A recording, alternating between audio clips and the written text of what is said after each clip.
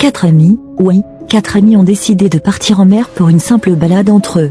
Mais ce qu'ils allaient découvrir va vous glacer le sang. Imaginez, vous partez en voyage avec vos amis, confiants, le sourire aux lèvres, mais vous ne revenez jamais. Quelques jours plus tard, on retrouve le bateau, dérivant au milieu de la mer, vide. Les sacs sont là, les vêtements sont là, mais vous avez disparu. Voici l'histoire terrifiante du navire maudit. Tout commence dans la maison d'Anoa. Sa mère, assise sur le bord du lit, observe sa fille préparer ses affaires avec une inquiétude visible. Ses doigts tremblent légèrement lorsqu'elle ajuste le sac sur l'épaule d'Anoa. « Fais attention à toi, ma fille, j'ai vraiment peur de ce voyage. » Anoa lui sourit, rassurante. « Maman, ne t'inquiète pas, ce n'est qu'une promenade entre amis. Tout ira bien. » Son père, debout près de la fenêtre, hoche la tête lentement. « Laisse-la vivre, elle sait ce qu'elle fait. » Dehors, les 4 amis se retrouvent. Moussa, solide et protecteur, ajuste son sac et regarde ses amis avec un sourire rassurant. Mariama, prudente, observe la mer avec une lueur de crainte dans les yeux. Idriss, toujours l'aventurier intrépide, tape sur l'épaule d'Anoa. « On va bien s'amuser.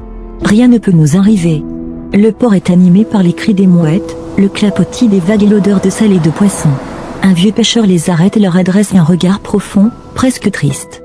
Sa voix, basse et rauque, résonne dans le vent. « N'allez pas là-bas, la mer ne pardonne pas. » Idriss éclate de rire, balayant la peur dans ses paroles. Ce ne sont que des superstitions qu'on raconte aux enfants. Il monte à bord du bateau et commence à s'éloigner du port. Au début, l'air marin est doux, le ciel dégagé. Les vagues ondulent calmement, bercées par le vent léger. Les rires des amis remplissent l'air, mais parfois un frisson parcourt l'échine d'Anoa lorsqu'elle observe l'eau sombre et infinie. Au fil des heures, la mer change.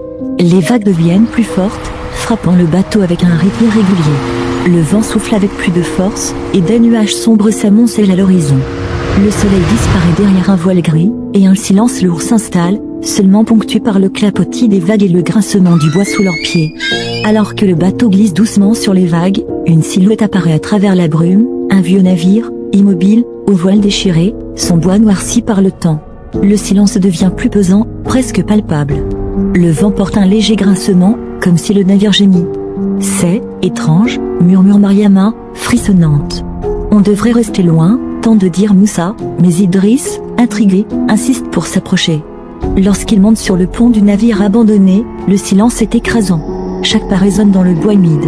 Les cabines sont désertes, mais les tables sont encore dressées, les couverts en place, comme si l'équipage avait disparu en un instant. Une odeur d'humidité, de bois pourri et de sel remplit l'air. Puis, un bruit retentit. Des pas, longs, lents, indéfinissables. Les 4 amis se figent, le souffle est coupé. Des murmures glissent derrière eux, mais aucune silhouette n'apparaît. Idriss, poussé par sa curiosité, s'avance, et disparaît soudainement dans l'obscurité. Un cri aigu, déchirant, de Mariama se fait entendre, résonnant contre les murs du navire. Moussa serre la main d'Anoa et tente de la protéger. Mais une force invisible les sépare, et Anoa voit ses amis s'évanouir dans les ombres. Elle court, haletante, le cœur battant, ses mains crispées sur la rambarde. Le bois glissant sous ses doigts et les vagues frappant le navire lui donnent l'impression que la mer elle-même tente de l'engloutir. Elle se cache derrière une caisse, essayant de reprendre son souffle. Mais à travers l'ombre, elle aperçoit une silhouette, un individu immense, tenant de gros couteaux tranchants, ses yeux fixés sur elle. Son souffle rauque résonne dans l'air glacial. La silhouette avance lentement, puis, d'un mouvement rapide, elle commence à poursuivre Anoa. Anoa bondit de sa cachette, court sur le pont en criant, ses mains agrippant tout ce qui peut la soutenir. Elle se glisse sous des cordages, dévale des escaliers, ses yeux écarquillés, le cœur battant à tout rompre. Derrière elle, les pas lourds et réguliers de la créature résonnent, chaque coup de couteau brillant dans la lumière ténue. Elle trouve un moment de répit derrière un autre tonneau, haletante, mais la silhouette est là, silencieuse, avançant avec une précision terrifiante. Elle repart en courant, sentant les couteaux siffler près de ses oreilles, frôlant le bois du pont. La peur devient presque tangible, le vent semble hurler avec elle, et l'eau sombre sous ses pieds claque contre le bateau comme pour l'avertir. Finalement, malgré toutes ses tentatives, la créature l'attrape brutalement par le bras. Anoa tandis que sa force l'entraîne vers le bord du navire, et avant qu'elle ne puisse lutter davantage, elle est emportée dans la mer noire et glaciale. Ses mains disparaissent sous l'eau sombre et insondable, et le silence retombe sur le navire. Loin de là, à des kilomètres de la mère d'Anoa sursaut dans son lit, le cœur battant, les yeux écarquillés. « Quelque chose ne va pas » murmure-t-elle. Son mari se réveille, inquiet, lui tend un verre d'eau. Dors tranquille, tout va bien. Mais elle secoue la tête, tremblante. Non, j'ai un mauvais pressentiment.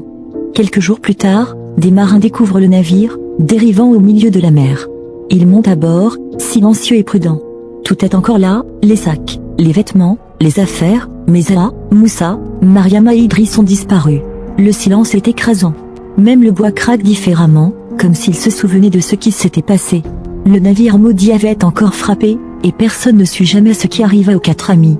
Alors, croyez-vous vraiment que la mer garde tous ses secrets?